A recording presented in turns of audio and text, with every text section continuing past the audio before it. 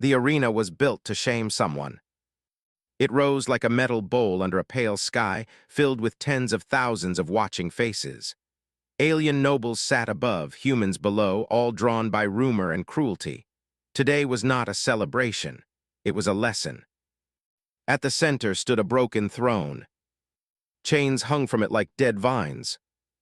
Kara Vera, once queen of the Lyrians, knelt there. Her silver crown was bent. One horn had been cut short. Dried blood marked the soft glow of her skin. She kept her eyes lowered, not from fear, but from exhaustion. Years of war had ended here. Years of pride had been dragged into dust. The announcer's voice boomed across the arena. Behold the fallen queen, defeated, stripped, brought low. Laughter followed, sharp, hungry. This was meant to break her. Then the gates opened again. A single human walked in. No armor, no weapons, just a long dark coat, worn boots, and calm steps. His name was Elias Grant. Some laughed harder when they saw him. Others frowned. Humans were not supposed to be here today. This was an alien victory ritual, a final humiliation before execution or exile. Elias had been invited for one reason only: to complete the insult. Elias had once fought for the coalition. He had saved cities, destroyed fleets, and refused medals. But today, his title was different. Witness. They wanted him to look at Kara and confirm her fall, to show the galaxy that even humans, once her allies, now stood above her. Elias stopped a few steps away from the throne. Kara felt his presence before she saw him. She remembered him. Not as a soldier, not as a legend. As the man who once stood between her and death on a burning moon. She did not raise her head. She would not beg. The announcer continued, voice thick with mockery. Human Elias Grant, you fought beside her once. Look now, the queen who thought herself equal to you kneels in chains. Speak, say what she is. The crowd leaned forward. They expected words like defeated, tyrant, monster. Elias looked at Kara. He noticed the tremor in her shoulders, the careful way she kept her posture straight despite the pain, the way her hands, bound tightly, still rested open instead of clenched. She had not surrendered her dignity. Not fully. Elias turned to the announcer. You asked me to name what she is, he said calmly. Yes, the announcer replied. Tell us. Elias stepped closer to the throne. Close enough that Kara could hear his breath. He knelt. The arena fell into confused silence. Humans did not kneel to fallen queens. Victors did not bow to prisoners. This was not part of the ritual. Elias placed one knee on the cold metal floor. Then he spoke, his voice steady but carrying far. She is the reason my people survived the siege of Arkan. Murmurs spread. She opened her gates when others closed theirs. More murmurs. She lost her fleet protecting worlds that were not hers.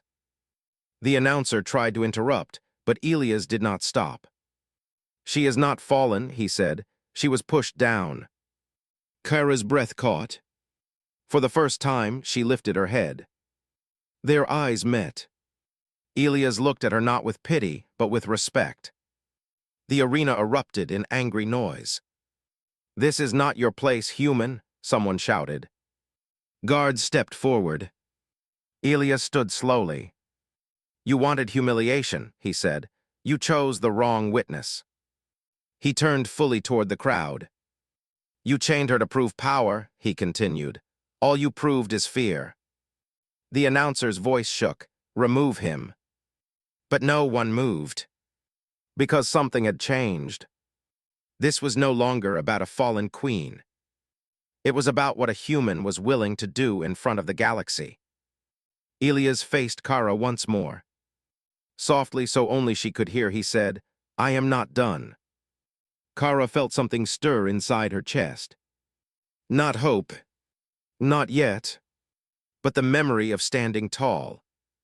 And for the first time since her defeat, the chains did not feel quite so heavy. The guards did not move. That alone shook the arena. They had been trained to obey without thought, yet Elias stood untouched. His words still hung in the air, heavy and dangerous. The crowd felt it too. Mockery had turned into uncertainty. Kara remained on her knees. Her chains were real, her injuries were real, but something unseen had shifted. The way Elias had knelt before her echoed louder than any shout. The announcer swallowed and tried again. "Human, you overstep your role, this ceremony." Elias raised one hand. Not in threat, not in command. Just calm refusal. "Ceremonies are for the strong," he said, "not for those who fear the truth." A ripple of anger passed through the alien nobles above. These were rulers who measured worth by dominance. Mercy confused them. Respect enraged them. One of the high counselors stood. Tall, pale, covered in gold armor that had never seen battle. "Human," the counselor said, voice cold. "You stand in a place of judgment. This queen led a war that cost millions. Her fall restores balance." Elias nodded slowly. "She did lead a war," he agreed, "because your council starved her border worlds and called it balance." Gasp spread. Kara's eyes widened. She had never told him that, not fully. Somehow he had learned the truth anyway. "You twist history," the counselor snapped. "No," Elias replied, "you polished lies." The counselor gestured sharply. Two guards approached Kara. They grabbed the chains fixed to the broken throne. "This is enough," the counselor said. "We will finish what we began. Let the galaxy see her final submission." Kara felt the pull. Pain surged through her arms as the chains tightened. She bit back a cry. She would not give them that satisfaction. Elias moved instantly. He stepped between the guards and Kara. That single action broke protocol, law, and expectation. "Touch her again," Elias said quietly, "and you answer to me." The guards hesitated. They had fought monsters. They had crushed rebellions.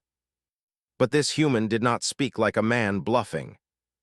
The counselor laughed sharply. "You are one human," he said. "Unarmed, do you think legend protects you?" Elias did not answer with words.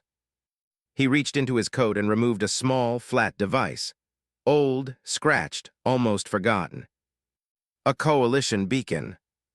He pressed it once. The sky changed. A deep hum rolled over the arena, screens flickered, satellites adjusted orbit. 1,000 systems received the same signal. The counselor's smile vanished. "What have you done?" he demanded. Elias looked up. "I reminded the galaxy who stood when this queen called for help." The screens around the arena lit up. Not weapons, not threats. Records. Images of Lyrian ships shielding human colonies. Footage of Kara ordering retreats to save civilian worlds. Logs showing her refusal to abandon refugees, even when it cost her the war. The crowd fell silent. Humans stared in disbelief. Aliens shifted uncomfortably. Kara felt tears burn behind her eyes. Not because she was forgiven, but because she was finally seen. "This trial," Elias said, voice steady, "was built on silence, so I brought noise." The counselor stepped back. "This means nothing," he insisted. "She still kneels." Elias turned to Kara. He crouched beside her and spoke gently. "Stand if you can." She tried. Her legs trembled. Pain screamed through her body. She nearly fell. Elias caught her. He did not lift her. He supported her. Together, slowly, they rose. The arena watched a fallen queen stand again, not by force but by choice. Kara swayed but stayed upright. Her voice, when it came, was hoarse. "I accept judgment," she said, "but not lies." The counselors argued among themselves. The ritual had collapsed. The moment was no longer theirs. Elias faced the crowd one last time. "You tried to humiliate her," he said. "Instead, you exposed yourselves." He placed himself fully beside Kara. Not in front, not behind. "Equal." And in that silent stance, the galaxy felt it. This was no rescue. This was the beginning of something far more dangerous. The arena was quiet. Too quiet. Even the wind seemed to pause. Kara's chains had loosened under Elia's careful touch, but the marks they left were sharp reminders of her humiliation. Yet now, standing beside him, she felt the weight of those chains transform. They were no longer symbols of weakness. They were proof she had survived, proof that she could endure. The counselor's eyes narrowed. He had never faced a human like this before. One who refused fear, one who refused submission, and one who could turn shame into strength in front of an entire galaxy. He hissed through clenched teeth. "You dare defy the ritual," he demanded, his voice shaking. "You, alien queen, are supposed to kneel, and you, human, are supposed to obey." Elias tilted his head, his dark eyes calm but burning with quiet fire. "I obey no lies," he said, "and she kneels to no one who hides truth behind power." The crowd stirred. Murmurs rose like a tidal wave. Aliens who had come to witness a spectacle of dominance now felt unease prickling at their pride. Humans whispered to one another, astonished. Something unexpected had entered their history, a human who would not bow to ritual and an alien queen who would not bow to shame. Kara's voice broke the silence, soft yet cutting through the arena like a blade. "They called me defeated," she said, "but defeat is not the absence of survival, it is the absence of surrender." The counselor faltered. His golden armor gleamed, but it felt hollow under the weight of the truth. Elias could see it. So could Kara. He placed a steady hand lightly on her shoulder, a gesture meant to give strength, not to claim authority. The smallest touch, yet it carried a universe of trust. "Look at her," Elias shouted to the crowd. "You see chains, but I see courage. You see failure, but I see a leader who carried the lives of billions on her shoulders and never let them fall." The arena went still again. Whispers became audible as noble spectators exchanged uneasy glances. Those who had planned to cheer her humiliation were now afraid to speak. Those who had mocked humans began to reconsider their own judgment. The counselor barked an order, "Guards, remove the human." 2 guards stepped forward, their claws gripping the ceremonial batons tightly. They had trained to enforce obedience, yet hesitation lingered. Something about Elias unnerved them. Something unspoken warned them that defying him might carry consequences far beyond personal punishment. Elias did not move. He did not threaten. He simply looked at the guards with steady intensity. "Step back," he said. The guards froze. "And remember," he continued, voice low but carrying to the far edges of the arena, "history is watching.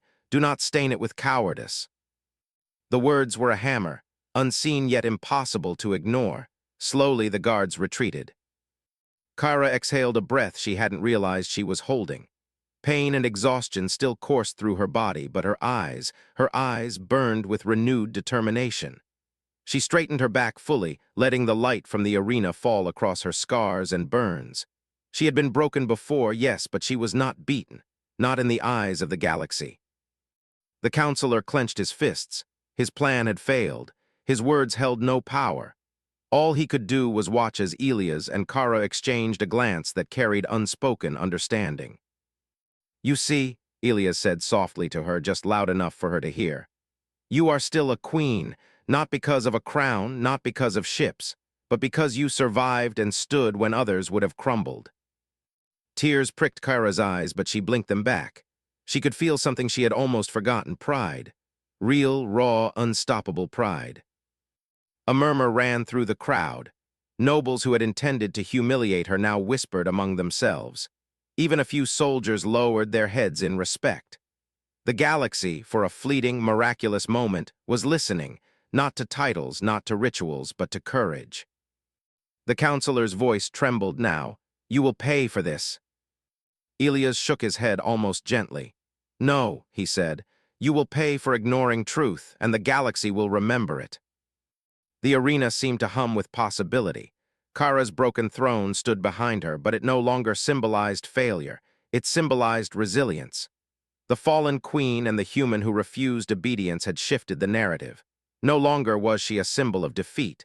Now she was a symbol of hope, and Elias, a human, had made that possible. And in that quiet, trembling moment, Kara realized something profound. She had never been truly alone. Not in battle, not in chains, not even now. Elias had returned, not to save her from death, but to remind her, and the galaxy, that even fallen queens could rise higher than anyone ever imagined. The counselor's anger, the crowd's whispers, the alien noble's confusion, all faded against one undeniable truth. Power alone could not define a leader. Courage, loyalty, and unshakable integrity could. Kyra lifted her chin, and for the first time in many cycles, she smiled, not for victory, but for the promise of what was to come. The arena lights flickered as if sensing the shift in power. Even the sun seemed dimmer, unwilling to outshine the moment. Kyra's chains clinked softly when she moved, yet they no longer felt like shackles. Each step she took beside Elias was deliberate, measured, a silent declaration. She had survived, and she would not falter again. The counselor's face was pale now, veins prominent under golden skin. He scanned the spectators, searching for support, but found only hesitation. Some nobles whispered among themselves, questioning the ceremony that had been so meticulously prepared. Others stared at Kara and Elias with awe, as though witnessing a legend come alive. The arena that was meant to humiliate had become a stage for defiance. "You think this will last?" the counselor hissed, gripping the edge of his platform. "Chains or no chains, she is mine to shame."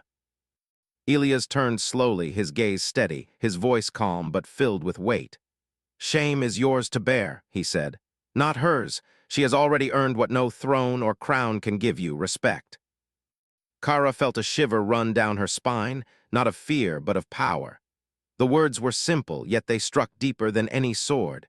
She lifted her gaze to the audience, letting her voice resonate across the arena. "I am not here to please you," she said. "I am here to live, to stand, to protect those who cannot protect themselves, and if that makes you angry, so be it." The counselor slammed his fist onto the podium, but his voice no longer carried authority. The murmurs of the crowd grew louder, swelling into a chorus of unease. Aliens and humans alike were whispering, questioning, realizing that the queen they thought broken had risen. And beside her stood a human, not a savior, not a ruler, but a witness who refused to let lies define truth. Elias scanned the crowd, his dark eyes sharp. "Do you see now?" he asked, his voice rising.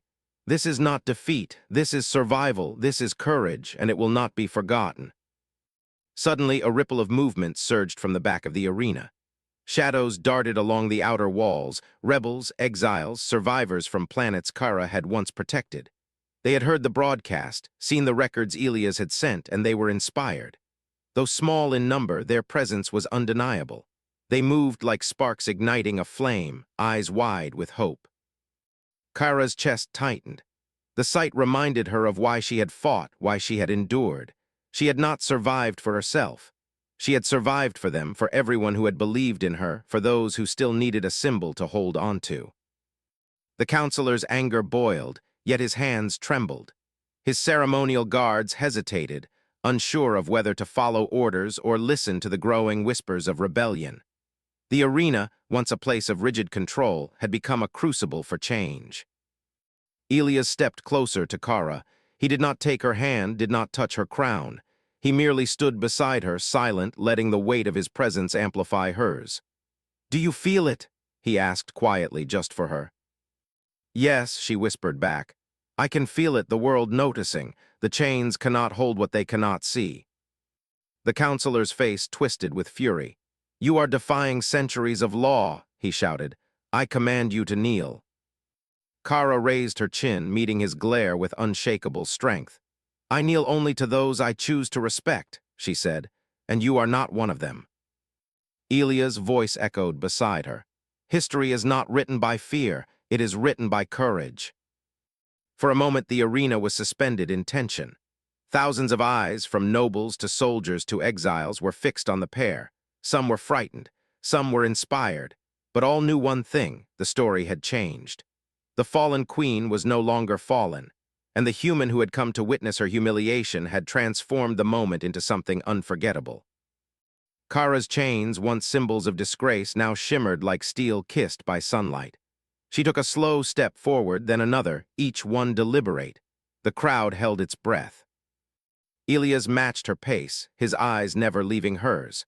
Together they moved like a storm approaching the calm, unstoppable, undeniable. The arena that had been built for shame was now a stage for revolution. And in the shadows, the sparks of rebellion began to gather strength, drawn to the rising power of a queen and the human who refused to let her fall. The counselor realized, too late, that control was slipping through his fingers. What had been intended as public humiliation was turning into a symbol of defiance, courage, and an alliance no one had expected. Kara inhaled deeply, the air heavy with anticipation. She had once thought defeat would define her forever. Now she understood. The world had only begun to see what she could become. The arena, once a place of mockery, now seemed to pulse with tension. Every eye turned toward Kara and Elias. The murmurs had grown into murmurs of admiration, punctuated by whispers of fear. For centuries, the Lyrian elite had controlled the narrative, shaping history to suit themselves. Today, that narrative was unraveling. The counselor's voice quivered with frustration. "Enough! This charade will end!" he shouted. His hands gripped the edges of his platform like a man clinging to a sinking ship. "Guards, remove them now." The guards hesitated. Even trained soldiers sensed the shift. Every movement Kara had made, every word Elias had spoken, had cracked the illusion of absolute power. The human and the queen had shown something the counselors had forgotten. The truth cannot be chained. Elias stepped forward slightly, his eyes scanning the crowd. He had learned long ago that courage could inspire more fear than weapons. "Look around you," he said. "You see a queen who is broken? No, you see a queen who chose to rise. You see a human who does not kneel to lies. And you see the world watching. History is watching." Kara's gaze swept over the crowd. Her eyes, once filled with pain, now held fire. She lifted her chains high, letting the light catch on the metal. The sound of clinking steel rang through the arena, a defiant drumbeat against centuries of oppression. "I am Kara Vera," she announced, her voice strong and clear. "I have fought wars, I have bled, and I have protected lives that were never mine to protect. I am no longer a pawn for your ceremonies. I am a queen, and I choose the path of justice, not fear." A ripple of shock ran through the alien nobles. Some tried to shout over her, but their voices were swallowed by the murmurs of the masses.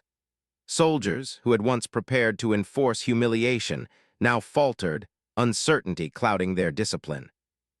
Elias stepped closer to Kara, his presence steady and unwavering. "You wanted her submission," he said to the counselor, voice cold and clear. "But submission is not yours to command. You cannot force respect. You cannot force truth, and the galaxy will remember that." Kara turned her gaze toward the exiled rebels gathering at the edges of the arena.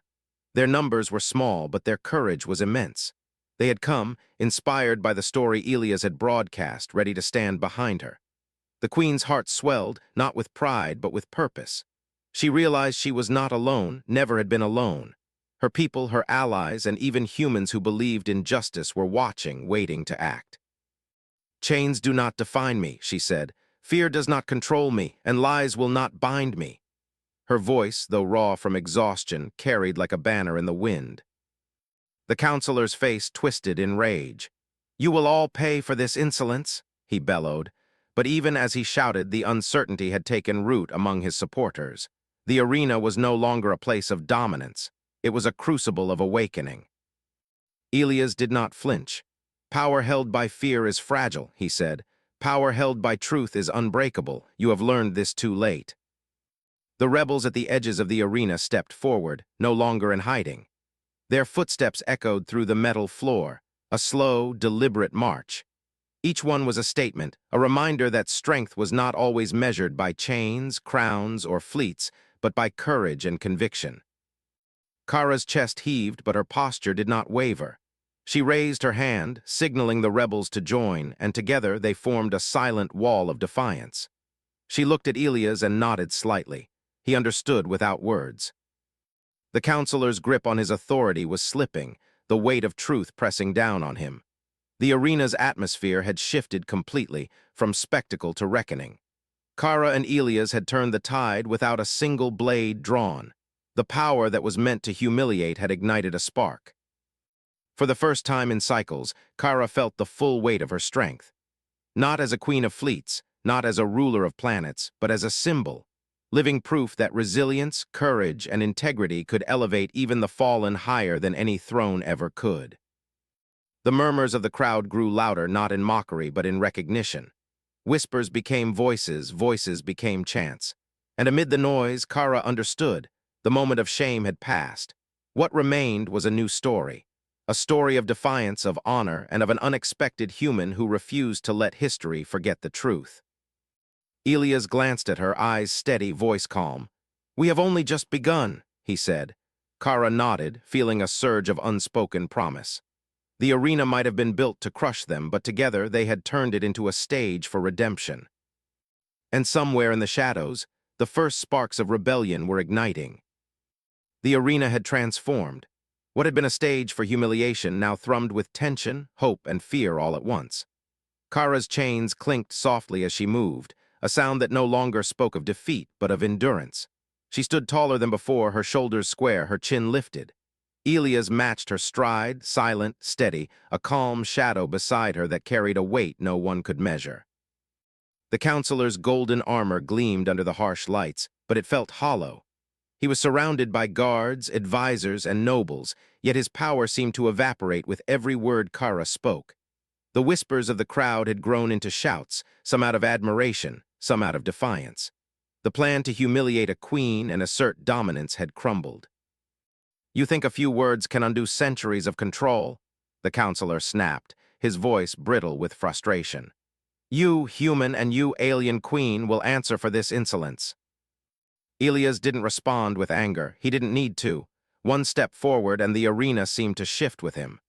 "Control built on lies," he said slowly, "is weaker than courage. We've proven it." Kara surveyed the arena, her eyes sweeping over the crowd, then rested on the edges where the rebels had gathered. They were small in number, but determination blazed in their faces. They were survivors, fighters, and witnesses to injustice. Slowly, she raised her hand, signaling them forward. The exiled rebels stepped into the arena, not with weapons drawn, but with confidence, with presence, with allegiance. The counselor's guards tensed, but hesitation spread like wildfire. Their training could not contain the rising force of truth and unity. One by one, the nobles shifted uncomfortably, questioning loyalties, seeing cracks where none had existed before. Elias moved closer to Kara and spoke softly. "They've seen the truth. Now they are choosing to act." Kara nodded. "We cannot just stand," she said. "We must show them that strength is not in chains or fear. Strength is in standing together." The rebels formed a line behind her, and slowly the crowd realized they were witnessing something extraordinary. The queen, who was supposed to be defeated now, commanded the attention of thousands, not through fear, but through respect. And beside her stood a human who refused to bow to tyranny. The counselor tried to shout, tried to regain control, but his words fell flat. Elias stepped forward, his voice ringing across the arena. "Do not mistake silence for weakness," he said. "She has been pushed down, tested, humiliated, but she has risen, and all of you are watching history in the making." Kara raised her voice, carrying strength and authority. "I am Kara Vera. I have been called fallen, weak, and defeated, but I stand here alive, and I stand here with allies who believe in justice. Those who wish to harm the innocent will not stand against us." A ripple ran through the crowd. Nobles who had come to witness mockery now whispered in disbelief. Soldiers exchanged uncertain glances. The counselor's face twisted in rage and fear. For the first time, he understood that power without respect was empty. His rituals and commands were meaningless against the rising force of unity and courage. Elias stood beside Kara, unwavering. "Your victory over her was meant to humiliate, but it only revealed your weakness," he said. "Fear cannot hold truth, lies cannot erase courage, and chains cannot bind spirit." Kara's chains, though still on her wrists, gleamed in the arena lights like symbols of survival, not shame. She stepped forward, each movement deliberate, radiating calm authority. The rebels followed, moving with purpose and loyalty, showing that even small numbers can inspire a tide of change. The counselor faltered, realizing his authority was slipping. The arena that had been built for humiliation was now alive with defiance. The whispers of the crowd grew louder, swelling into voices of recognition and awe. Humans and aliens alike understood. They were witnessing the rise of an unlikely alliance, a fallen queen and a human who refused to accept lies, working together to ignite hope. Kara looked at Elia's gratitude and resolve in her eyes. "We are not finished," she said softly. "No," he replied, "this is only the beginning." And as the crowd watched, the first sparks of rebellion transformed into a growing fire. The queen and the human stood side by side, their unity unbreakable, their courage undeniable. The arena was no longer a place of shame. It was a stage for a revolution the galaxy would never forget. The fallen queen had risen, and the human had made sure the world would see her shine higher than ever before. The arena was no longer a place of mockery. It had become a crucible where truth and courage burned brighter than any throne or crown. Kara stood at the center, chains still on her wrists but now symbolic rather than restrictive. Every step she took resonated through the metal floor, every breath she drew filled the air with defiance. Beside her, Elias remained calm, unwavering, a silent pillar of support.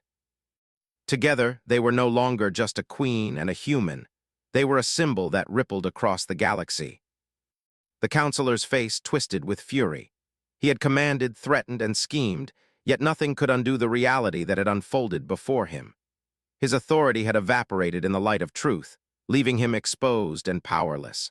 Around him, the nobles whispered, unsure whether to stay loyal or flee, their plans shattered by a human and a fallen queen who refused to remain fallen. Kara raised her voice, and it carried far beyond the arena walls. "I am Kara Vera," she declared. "I have been called weak, I have been called defeated, I have been humiliated, but here I stand, alive, whole, and unbroken. My chains do not define me, my courage does, my choices do, and I choose to protect, to lead, and to rise." The rebels at the edges of the arena stepped forward, joining her with silent solidarity. Each step they took strengthened the message. The galaxy was watching, and the era of fear and deception was ending. Soldiers and citizens alike could see that courage was contagious. When one stood tall, others found the strength to rise too. Elias finally spoke, his voice steady, carrying authority not granted by law or title but by conviction. "You tried to humiliate her," he said to the counselor, "but in doing so you revealed your own weakness. Truth cannot be chained, courage cannot be silenced, and respect is not given, it is earned." A hush fell over the arena. Even the counselor's own guards faltered, uncertainty rippling through their ranks. The audience, once eager to witness ridicule, now watched with awe. The fallen queen and the human who had defended her had rewritten the story in a way no one had expected. Kara lifted her chains and let them fall to the floor, but she did not bend her knees. The act was symbolic, a gesture that she would no longer be defined by captivity or humiliation. The metal hit the ground with a resounding clang, echoing like a drumbeat across the arena. It was not the sound of defeat, it was the sound of liberation. The counselor tried to regain control, but every word he spoke fell flat. Authority without respect is hollow, and the galaxy had already decided whom it would remember. Kara's voice rose once more, clear and commanding. "Power is not taken through fear. True power comes from standing when others would bow, from protecting when others would abandon, and from rising when the world expects you to fall." Elias placed a hand lightly on her shoulder, not to claim her victory, but to share it. She felt the strength of his support, the trust he offered without question. It was a bond forged not through obligation, but through respect, courage, and understanding. Together they faced the arena, and together they faced the galaxy. The crowd began to cheer, not all at once, but in waves. The sound was chaotic, messy, and alive. It was a sound of acknowledgement, of recognition, of hope. Those who had doubted the fallen queen now saw her as she truly was, resilient, unwavering, and elevated beyond shadows. The counselor, realizing he had lost control, stormed from the arena, leaving his plans in ruins. Behind him, whispers of rebellion turned into promises of change. The seeds of defiance had taken root, nurtured by the courage of a human who refused to bow and a queen who refused to remain broken. Kyra looked at Elias, her eyes reflecting a mixture of gratitude, resolve, and quiet triumph. "We did not just survive," she said. "We showed the galaxy what true courage looks like." Elias smiled faintly, his dark eyes steady. "And the galaxy will remember," he replied. "Not for the chains, not for the humiliation, but for the choice to rise higher than any throne or fear could ever demand." The sun dipped lower, casting long shadows across the arena. But Kyra's figure remained luminous, elevated beyond the mockery and darkness that had sought to contain her. Beside her, Elias stood tall, a reminder that heroes do not always arrive with armies. They arrive with conviction, courage, and the willingness to see the truth. The fallen queen was no longer fallen. She had been elevated, by her own strength, by the loyalty of the brave, and by a human who refused to let the world forget that greatness is measured not by chains, crowns, or conquest, but by the courage to rise when all expect you to fall. The arena, the city, the galaxy, they all bore witness. And in that moment, history itself seemed to pause, honoring the rise of a queen and the human who elevated her higher than all.